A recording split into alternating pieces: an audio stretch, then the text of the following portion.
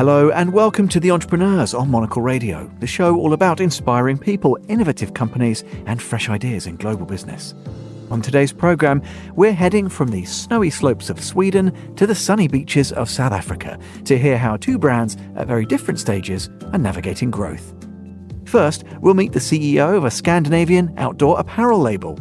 A retail store is the hub of the business. The store is the ultimate meeting point where you actually meet your community. And later we'll head to Cape Town to hear how the clothing industry is changing. It's a conversation where I'm sitting with the factory owner, showing them our lookbook, telling them the story, and they like it. And he or she says, I need you to stick to at least 1 day's production. This is The Entrepreneurs, with me, Tom Edwards.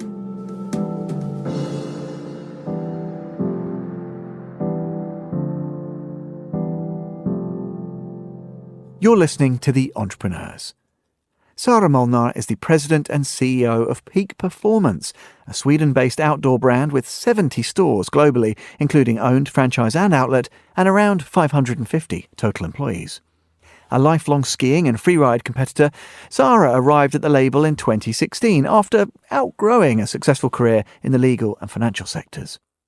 Sara stopped by Midori House to talk about the brand's newest opening and why a retail presence is so important for its continued growth. I think it's many ways you can communicate your brand, but the store is the ultimate meeting point where you actually meet your community.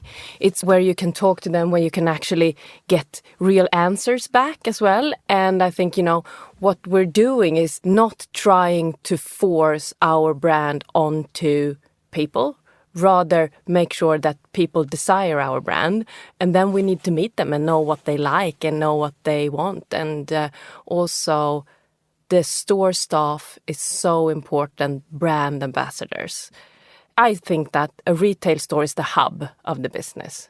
And when you have those ambassadors, is it a question of finding people who almost innately understand the brand, or is it a question of actually educating them so they become partners, so they feel like they're real stakeholders in the business? Or is it sometimes a bit of both, actually? If the brand is strong enough and its communication is clear enough, you can bring people in who don't know it, maybe who do know it, a bit of a mix? How does it work? I think you need to be both. I mean, especially if I talk out of a peak performance perspective, it's really about also understanding the lifestyle of the brand, why we exist. And if you don't, I think it's also really hard to relate to our products and really hard to also relate to our consumers. However, it is also a business side of it. So yes, you can be a fantastic community builder and you can be a fantastic free rider and you can do a lot of cool tricks in the slope, but still it's also business. So I think you need both sides of it. And tell me a bit about that, because it is a really interesting time for the business. And of course, in your journey, you've arrived and I don't know, it feels like there's a real turbocharging of what Peak Performance can do. Actually, this shift also to direct to consumer, a bit aggressive, fast expansion, very exciting. Tell me a bit about where the business is in that journey. It's often one of the most challenging moments, isn't it? Periods of fast growth, because you've got to keep a grip on those core values and so on. How's it all going? No, but I think it actually all started with, before we started to expand globally, before we started this transformation of more direct to consumer, it actually started with, okay, what are we best in the world at? What are our values? And what's our DNA? So I think that's where it all started. I don't think you can do a global expansion without really knowing who you are and what you stand for. It's when you have nailed those things, that's when you can succeed with also expanding into new regions. And because today, consumer needs to see a purpose. They need to understand why you exist. And you also need to be, I would say, good at articulating it. That's interesting, because obviously you're in your sort of professional career, it's been in lots of different sectors. Did you have that moment, it seems, it's maybe a decade or so ago, that you wanted to reconnect with a different kind of purpose, sector, a calling a little bit? I don't know. I don't want to sort of put words in your mouth. That's right. Is that what happened? Yeah, I would say that, I wouldn't say I woke up, because I probably knew all the time. I have always been triggered by problem solving and new challenges. But I could I had a feeling that there is no like burning love for what I do. And I remember standing on a dinner party and getting introduced to new people, and everyone was kind of saying naturally what they worked with. And I didn't feel proud. I just felt like, yeah, I know it's, I have a nice career and I have a great job. But you could really see that when some of the people spoke about their job, they were like glowing. And I just felt like, I want to feel like that as well. I want to have that like, burning engagement. And so was it then a question of connecting with the things you were most personally passionate about, outdoors, these particular sports, this very active and dynamic lifestyle? Or was it more a question of finding the brand that would deliver that kind of glow? Or I guess you follow one and you find the other, right? Maybe? Yeah, and I think it took some time to like, okay, where can I find this passion? But I had an old relationship with peak performance since I was skiing when I was younger. So there has always been this passion for the brand.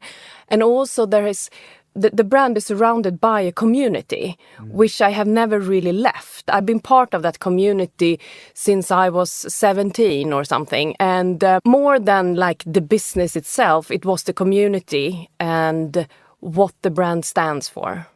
Well, let's go back to that, because it's remiss of me not to have done this. Of course, the brand was founded in the mid-80s, right? And it has this extraordinary heritage. I'm sure lots of our to generalise, Scandi listeners will obviously know it very well. But listen, our audience is global. We may have some who are not familiar. Take us right back. What is that kind of brand DNA that was set then in 86? Because it is interesting. It's a brand that has remained very close, I think, it seems from the outside, to its founding principles. What were those founding principles, if you like? Well, the founding principles it was founded by skiers who wanted to do what no one else had done, combining technical, functional apparel with a cool look, with fashion or style, So it was really to make ski clothes, functional clothes, in which you feel and look cool. And I think that's what we're still doing today. But with that also, that attracted, the coolest skier and the coolest outdoor people. And they became like this desired family that you wanted to be part of. And I think that's still what it is today. We have, the greatest athletes in Freeride World Tour. We have the greatest athletes in all geographies where we put down our flag. We're now like in North America and Canada. You see, you go to the big ski resorts or you go to the back of the big ski resorts and you find the peak performance people. Well, I find this really interesting because there is always that balance. I guess it's something actually with Monocle a little bit this happens, which is obviously you want to grow and expand and be successful. And because people are passionate, right, they want to share that story with as many people as possible. But there is that feeling of joining a community.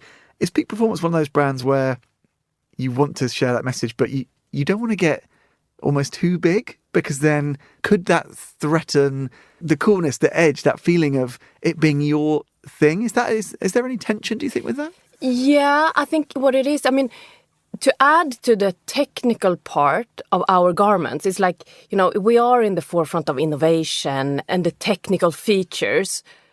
And of course, you don't want to commercialize it too much because you want to still have the uniqueness of a peak performance garment and not just put the name on it and make a commercial piece where you could sell volumes, but you would lose the trust of those that really knows. So, of course, it's a balance. Yeah, and that brand value, that trust is so fundamental, isn't it, to great brands that have that kind of longevity. We keep talking about product. Talk to me about, I don't know, a specific product. I don't know whether there is a hero product, people say, don't they? Or maybe something that you've introduced more recently where you were the driver with your team to push in that direction. Something that is a benchmark or an exemplar, an example of the best of peak performance. Can you choose one? It's probably difficult, but... No, but if we go where we're truly best in the world within ski apparel, we have our hero product, which, the ones that all our athletes choose to ski in the vertical pro. It's functional, breathable, and cool looking. But I mean, we're a full year business. And of course, we have these products that also are supporting both spring and summer. What we have been working on lately is really to also make sure we focus on, and I listened to one of your earlier episodes where you were talking about like longevity and value for money and connect that also to sustainability, because it's one thing to develop and make sure you have technical garments that are waterproof, but it's also one thing to make it sustainable. And we have now worked on a liner recently that is named Elevate, where we are really designing it from scratch for circularity, repairable, and all the recycled material in the garment. So I think there are many aspects to what makes a good product. I think that is maybe something that we talk a little too little about. It's easy to say like this is water repellent, but all the other things that is really making it a longevity, high quality, and still cool looking product. It's a quite tricky combination, but I think really we have those products. Well, yeah, and I guess, as you said, that's the difference between a good product and a great product, right? Because it's hard to do that. And if it was easy, everyone would do it. And that's what makes great brands have this trust with their audience. Tell me a little bit then about your own approach. It's really interesting to reflect on that sort of personal journey that you went on and this desire, this need to find something more purposeful almost.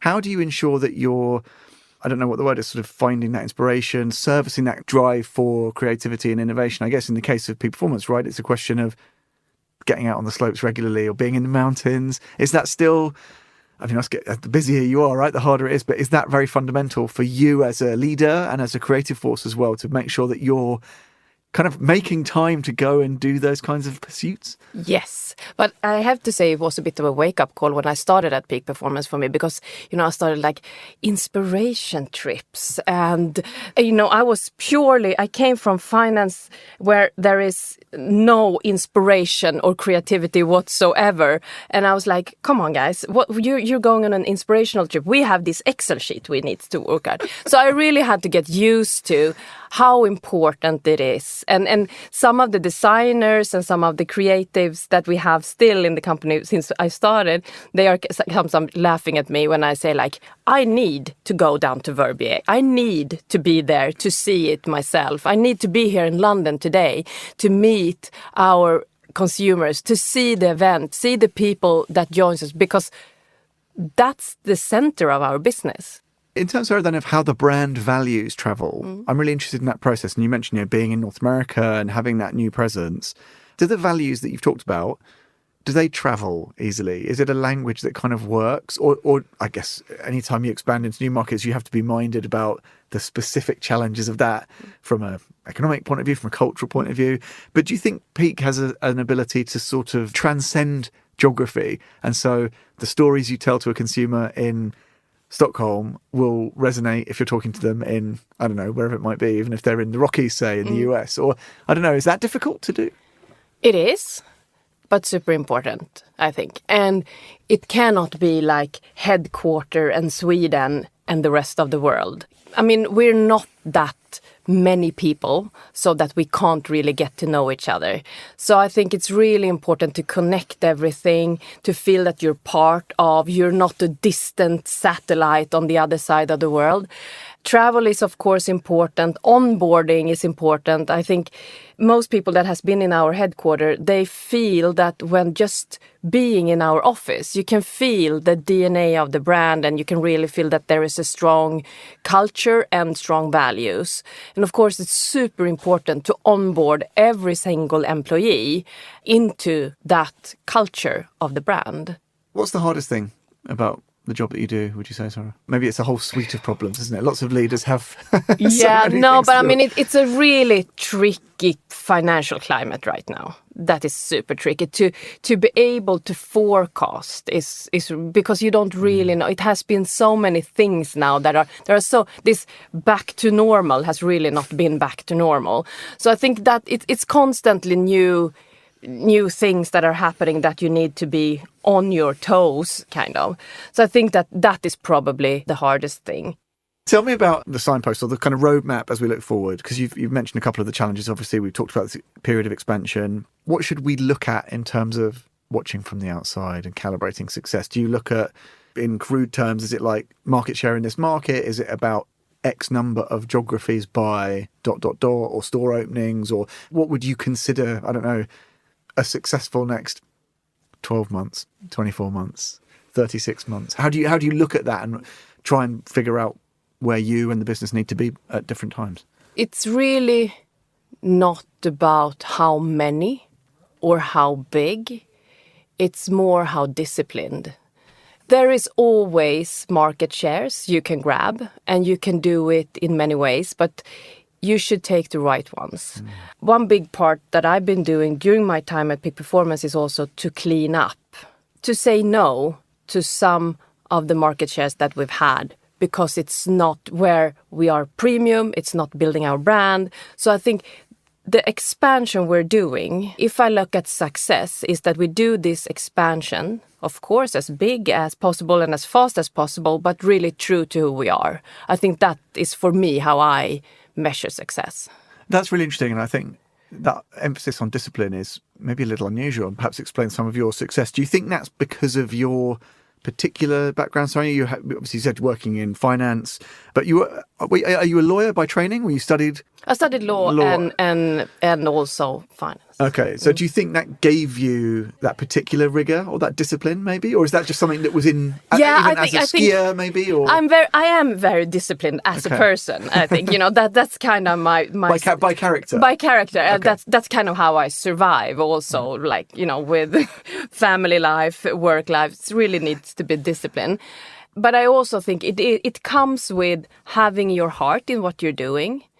Because for me, I want to be able to look back at the years where I had the chance to impact Peak Performance and be proud of how I set up the brand for future success and for future growth.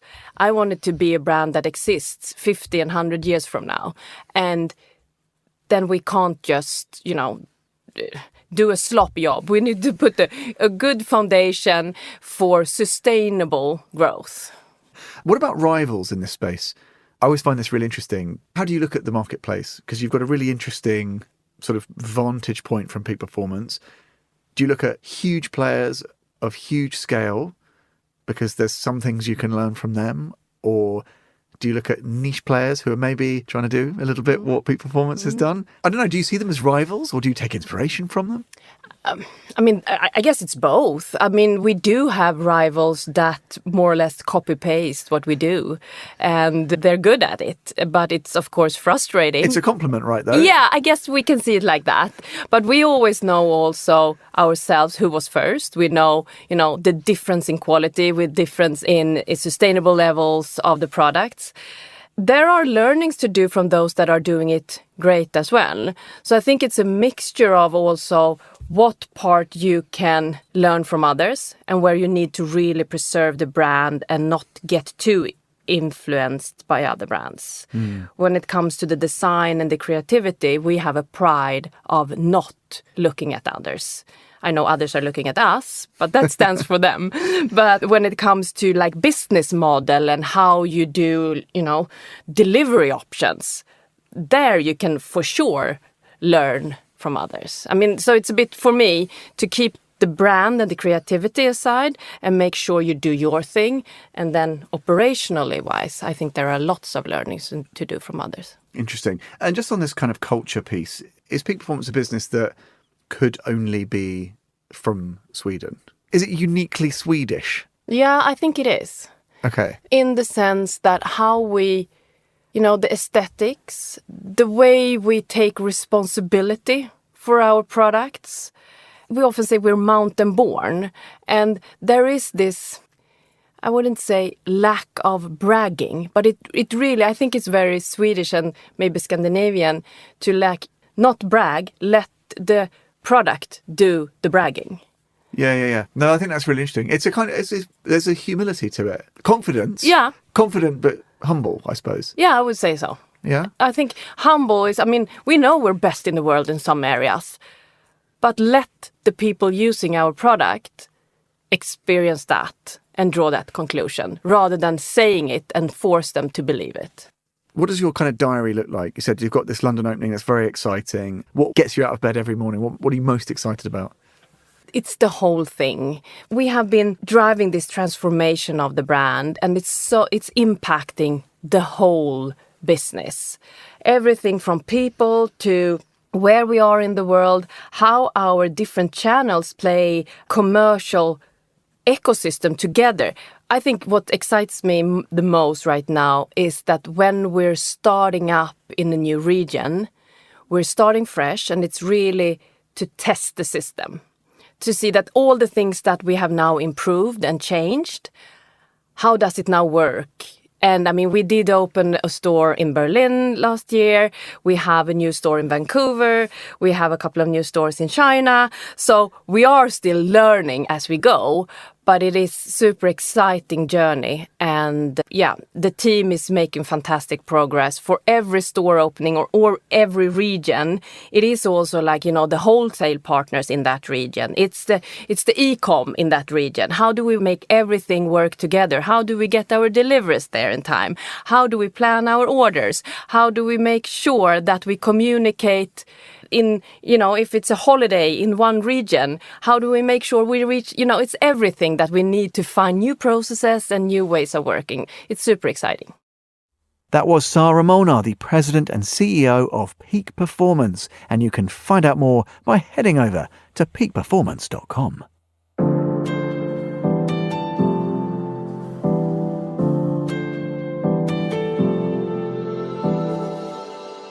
Mikael Hannan is the founder, CEO and designer at Fields, a contemporary menswear label based in Cape Town. The brand focuses on creating a smart, essential wardrobe for the modern man, designed to support different facets of life, be that art, leisure and the great outdoors. Mikael stopped by Midori House to talk about the Fields journey. He began by telling me about the challenges he faced in shifting to locally sourced, slower fashion in South Africa. Historically, South Africa has a large manufacturing sector because of the legacy of apartheid, and a lot have been made there. Then China influenced, and a lot of people started to import and offshored their manufacturing. The majority of the factories in South Africa produce clothes for the fast fashion and the cheaper price points because of the nature of the demographics, and that's all fine. So the challenges are, one, convincing the factories to work with us because our minimums of what we need are a lot lower than what they would want. It's a conversation where I'm sitting with a factory owner, showing them our lookbook, telling them the story, and they like it. And he or she says, I need you to stick to at least 1 day's production. So if we take their factory for a full day, that gives us enough stock for a year in a certain structure or silhouette. So the challenge is our business being growing to keep to their minimums. That's one. And then two, telling the factories to slow down. Our QC process is super critical.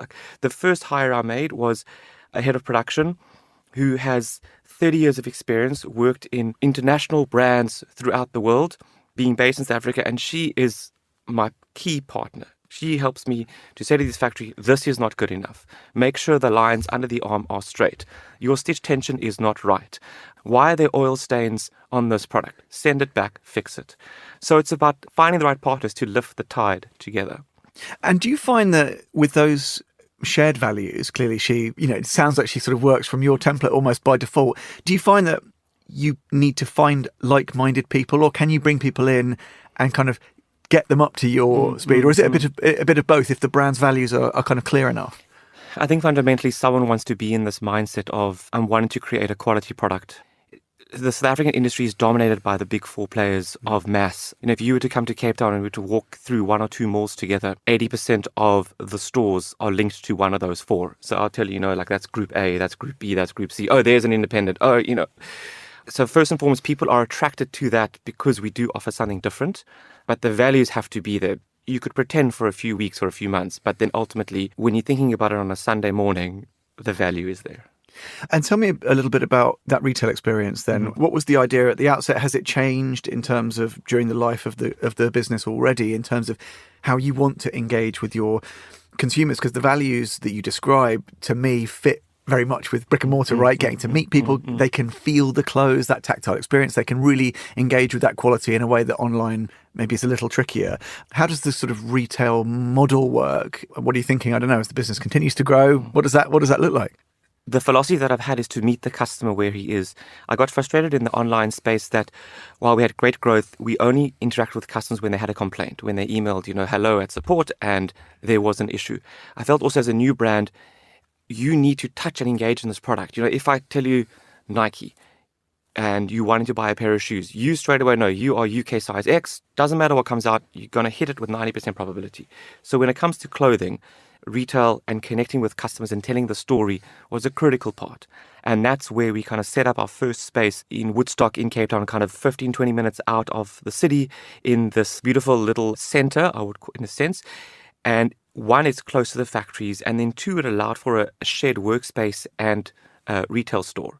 So our space, in a sense, it's 200 square meters. The front 2/3 is a beautiful store, and then kind of behind the wooden slats is the office, the storeroom, and where the magic happens. And that then continued with a retail expansion into the waterfront, which is kind of the main mall in South Africa or in Cape Town, I would say. And that retail experience needs to grow. It's obviously supported by online. People want to see the website. Customers shop in both places. They may be going to the store and then they'll go look at it online and then they'll come back to the store and check out. You need both, but for us, the lion's share of our business is clearly in retail. Let's talk a little bit about products. I don't know, maybe is there a kind of a hero product, or do you have brands that have long inspired you, who you take a little inspiration from? What's that creative process like? And maybe tell us about some specifics and why they look the way they look, why they feel the way they feel. Certainly. So I think it all came down to an essential wardrobe for men. Prior to Fields, I was traveling for a little bit and kind of what was in my suitcase, what did I need for an essential space? So if we look at the art world, it would be a PKT. So in a sense, I love that cloth is a bit more smarter than casual than a single jersey, but we've removed the collar because I don't really love that collar in a t-shirt. Then you pair that with a straight leg trouser. Then how do we elevate that a little bit by looking at perhaps the weave? So there's a beautiful herringbone element to that trouser. And you could also layer that with a one pocket shirt. That silhouette is timeless, but then as the seasons develop, we play with the weight of the cloth and the color of the cloth so that it remains interesting in that space. Our knitwear has been a big factor for us, using merino wool, kid mohair, of which there are a lot of merino farms and Angora goat farms in South Africa, which we've created this, like what I call one of our hero pieces is this 1 kilogram sweater. There's a kilogram of yarn in the sweater. The fantasy is that as you grow up, you will give this to your child one day as he or she goes to university. And then we have what I call like the weekend trouser, which is that relaxed space. It's a bit of a lower crotch, a little bit like oversized, but then tapered in a little bit shorter so that you can really move through components of that day. I love that. And I like this idea, and I sound like a broken record because we often talk about this on this program, this idea of the different meanings of sustainability. And of course, it can mean natural fibers and it can mean reuse, but it can also mean investing in something that you're going to treasure, that you're going to use potentially for a lifetime. I love the idea of handing on a garment. I mean, is that as important when we talk about real sustainability, that you're talking about pieces that will last, not just materials that are from a, quote, sustainable background? That's just as important, right? Totally. It's super important. And that's been the mindset from the beginning. In a sense, if you look at our brand mark, I work with this amazing creative in Cape Town, and I explain the philosophy of the brand to him, of the outdoor art and soul, and he came up with this idea of a totem. And a totem is something that you'll cherish and pass on from generation to generation. So if you look at the brand, we have the central column of art, which represents like an architectural column. We then have these two little like knoppies, which represents the national flower of South Africa, the Protea pincushion for outdoor. And then the central piece is these two arms stretching.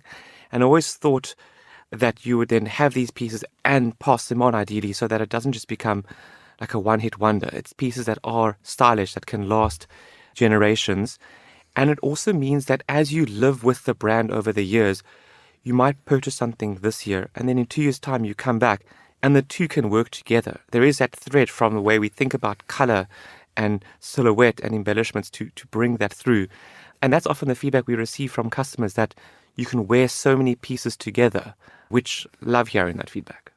Tell me a bit about inspiration. And I'm interested in this from two sort of vantage points here, Michael. One is, I think this business is a bit of an exemplar. It's a bit of a benchmark of doing things, the right way. Do you wear that lightly? Do you mind if people say to you, oh, Michael, you're kind of setting an example, you're kind of carrying the flag a little bit? Does that weigh heavy ever? Or actually, are you happy to be trying to demonstrate what's possible? And conversely, where do you continue to look for inspiration? Is it brands? Is it different markets? Is it different consumers and the conversations you have with them? Tell me a bit about being inspirational and then from where you get your own inspiration, if you see what I mean. Sure. I think it's just a better way of doing business. I listened to one of your shows a couple of weeks ago where you interviewed, I think it was a VC guy who was speaking about investing in businesses that have a better return in terms of the environment. And I just thought that's the way we do things. Why should we not use natural fibers? Obviously, they last longer. Why should we not make some things in South Africa where the supply chain is a lot closer so that we can engage with people and lift the tide of where we are? Sure, there are limitations. Maybe there's price point limitations or others. But as far as possible, if we can do it there, we need to lead by example. I think that often people talk about saying, oh, we need to be more sustainable or we need to buy better. So I'm great, let's see what we can do in our sector. And if we can be an example, high five. But I believe that this is what we should be doing to do right. In terms of inspiration, I think a lot of the inspiration comes from the creative side primarily. I loved Bill Cunningham and the way he was taking photos of street style years ago in New York. And I always watched those highlights when it was on weekly on the website or on Instagram when it came through.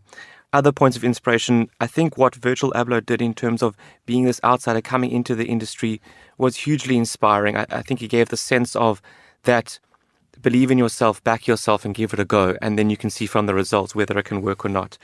The way Ralph Lauren has grown from his business over the decades, creating this stylish wardrobe for men, hugely inspired by him and his work. And then in the day-to-day, just the travel and getting out there. I think, South Africa is a beautiful space and a beautiful country. Well, I guess anywhere, if you just stick in your wheel of being in the same space, you're going to get in this cocoon. You need to get out there to see a bit more. And through the idea of travel, that also helps me to feel hugely inspired. Lots of very smart, creative disruptors in your list of inspirations, perhaps unsurprisingly, Michael. Look, just on South Africa, complicated times, right? Lots of challenges of differing natures, industrially, economically, socially.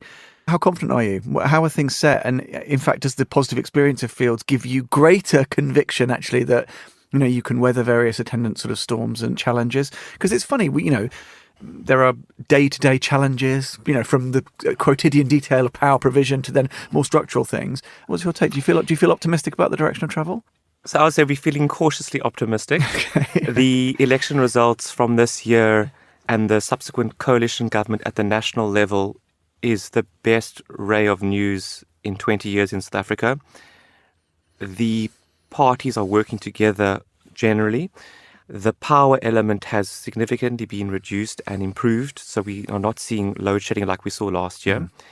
Last year we would have an order with a factory and the factories would be on half time because from 12 until 3 in the afternoon. So you just think about it, because the law said you still had to pay workers in that time, from what I understand. So there's a lot to pay workers, but they couldn't then deliver and they could produce less. So then also our input of stock was delayed, and then in terms of our sell-through was also delayed. So that this year has been a lot better. So power, tick. Structure at the national level, tick, a lot better. The Gauteng region has the greatest challenge, and that's the economic hub of South Africa. So that's where let's call it the challenge is. The Western Cape continues to be this beacon of light in the country in terms of product offering, tourist offering. That's where we are now, but we need to expand to the Gauteng region as the hub, and that's our next goal that we have. Just finally, let's throw things forwards. As you said, you wear all these different hats within the business, so I guess the next collection, the next product is probably the most exciting thing, whilst that's the top of your kind of in tray. But what are you most excited about right now? Do you have plans further afield? I guess, again, leading a business, you've got to think hours out, days out, but also years out at the same time, which has its own challenges. How do you make sense of when you look to the future, Michael? Sure. I think from a product point of view, I always love the journey of engaging with new factories. I really love going to the source of the factories, going to the source of the farms and the yarn and really unpacking that. Perhaps there's a new material, a new factor that we could discover. And then it means, well, what can we create with them that is in line with the essential daily wears that our customers might engage with? So that's one. Two, something we haven't spoken about is that each collection we collaborate with an artist from the African continent and we translate their work to limited edition pieces. So this journey of meeting artists and engaging with them and learning about their creativity, I really love.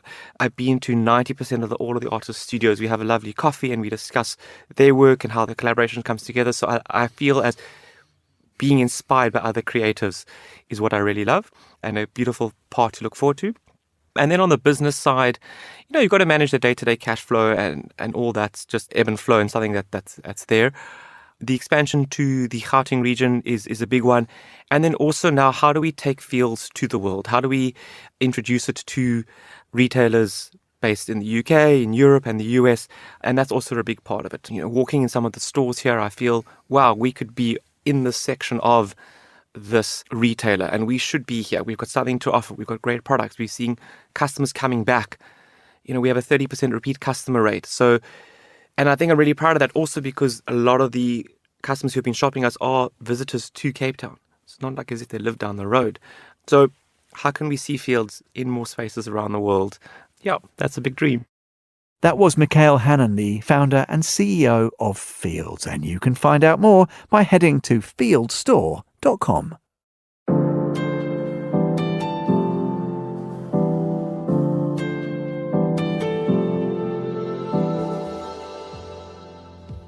And that's all for this episode of The Entrepreneurs. We'll be back at the same time next week. Do look out for Eureka, available every Friday. The programme was produced by Laura Kramer, with audio editing by Jack Dewars. You can listen again and find out more by heading to monocle.com. That's where you should subscribe to Monocle magazine so you can read more about better businesses every month. You can always follow us and catch up with the archive via your preferred podcast platform too. If you'd like to contact the team, email Laura on lrk@monocle.com. I'm Tom Edwards. Goodbye and thanks for listening to The Entrepreneurs.